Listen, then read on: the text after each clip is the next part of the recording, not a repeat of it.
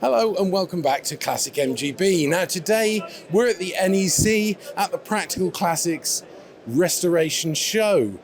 So let's see what nice MGBs we can find.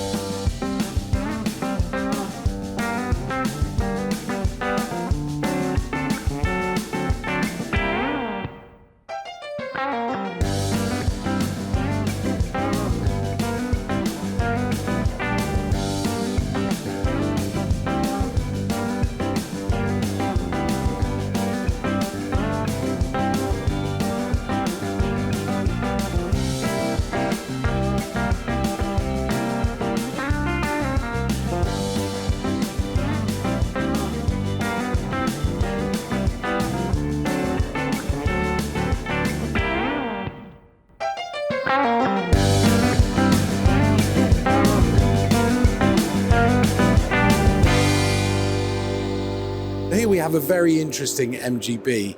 Now it's based on what could have been MGB had Aston Martin taken them over in the 70s. And I'm with the owner, James Hargreaves. James, tell me about the car. Okay, so this car originally started life as a GT, a chrome bumper GT, and it's been remodeled into a recreation of Aston Martin's original prototype, which was produced in the late 70s when Aston Martin were considering investing in the MG brand and taking over the business. It was built by a chap called Trevor Broadbent about 10 years ago, who was familiar with some of the guys who'd worked on the original prototype project. And he had this GT that had been damaged by a lorry reversing into it. So, rather than scrap it, he thought he'd do something interesting with it.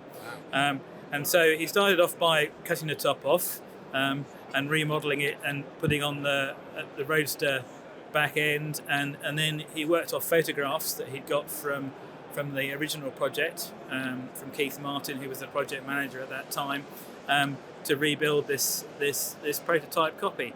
And he also included what the original prototype didn't have in, but was the intended engine going forward, which was the O Series engine. Now, sadly, Trevor didn't do much with the car after that. It sat around for about 10 years, and then it was purchased at auction by another chap about 4 years ago, who wasn't the best person to buy it, really, because he didn't really understand the car. And so by the time I purchased it for less than what he paid for it a year later, it was in quite a sorry state. So the engine needed rebuilding and the bodywork needed redoing. So I spent the last sort of 2.5 years doing that. We've rebuilt the engine, the gearbox, and the back axle with help from Maynard Engines in Stroud. And then the guys at Tewkesbury Body Shop, Mirror Image, have helped me redo all the seams and get the bodywork up to scratch. So it's been a bit of a labour of love, but it's a great car to drive now. I'd say it was probably a bit controversial in some respects, so no doubt you'll get some interesting comments on this.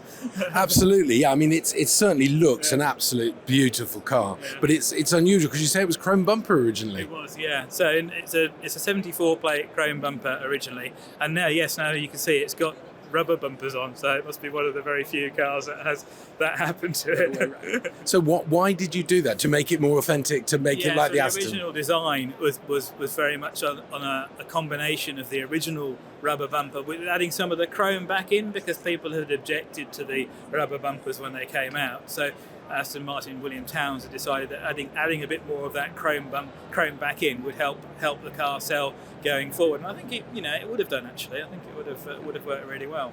Daily driver or just high days and holidays? So this will be the first and only year it ends up at shows, because it will be a daily driver after that. So I'm intending to use it, do some longer European trips in it, do some rallies and stuff like that. So it will probably be as shiny as it looks. James, thank you very much for your time. All right, no problem.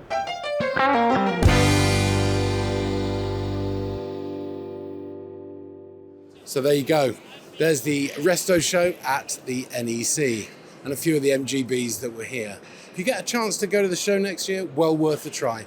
In the meantime, I'd be really grateful if you'd subscribe to the channel and click the bell for notifications. Thanks for watching.